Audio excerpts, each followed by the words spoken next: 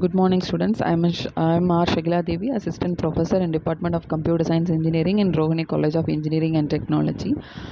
So, welcome to the Unit 4 of Deep Learning course. Today, we are going to discuss about the performance matrices. It is an essential topic used to evaluate the machine learning model. So first we are going to discuss about the introduction to the performance matrices. In machine learning, building a model is only the first step. We must evaluate how well the model performs on unseen data. And for this we use a matrices, that is performance matrices. So this matrices helps us in understanding the model quality, compare the different models and tune the hyperparameters and check whether the model generalizes well. So that there are different tasks used in different matrices. So the classification uses one set and the regression uses another set. So our goal is a simple thing is to measure how well the model performs on new or unseen data.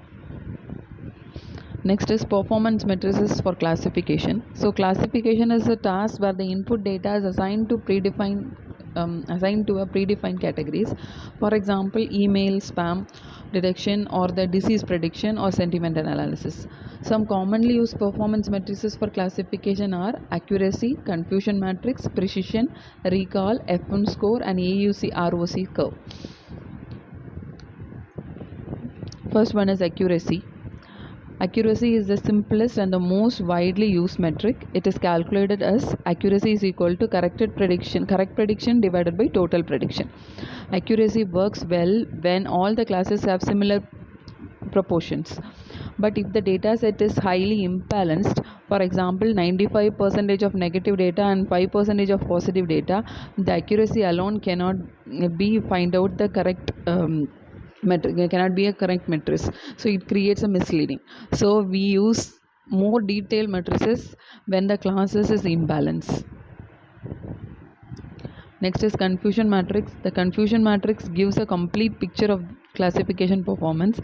It compares the predicted value with the actual value. It consists of true positive, that is correctly predicted positives, true negative, that is correctly predicted negatives, false positive, negatively predicted positives, false negatives, positively predicted negatives.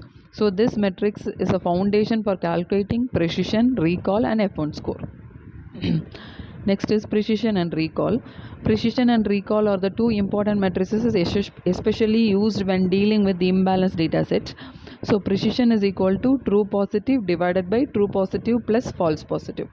So precision tells us out of all predicted positives how many were actually positive. So it is used when the false alarms are costly, for example in email spam classification. And recall is equal to true positive divided by true positive plus false positive. So recall tells us that out of all the actual positives how many were detected correctly. So both precision and recall focuses on different types of errors. Next is F1 score. The F1 score is the harmonic mean of precision and recall. F1 score is equal to 2 into precision into recall divided by precision plus recall. It gives a balanced evaluation when both false positives and false negatives are important. It is especially useful when the classes are imbalanced. And next is AUC ROC curve. The ROC curve plots it plots against the true positive rate and the false positive rate.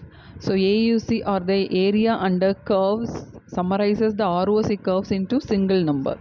So if AUC is equal to 1, it's a perfect model. If AUC is equal to 0.5, the model is not better than the better for random guessing. So the ROC AUC is used to understand how well the model separates positive and negative classes across different thresholds. Next is performance matrices for regression. For regression problem, the target variable is continuous, like predicting the house price or the temperature values. Some commonly used regression performance matrices are mean absolute error, mean square error, and R square score, and adjusted R square. So these matrices measure how far the predictions are from actual values.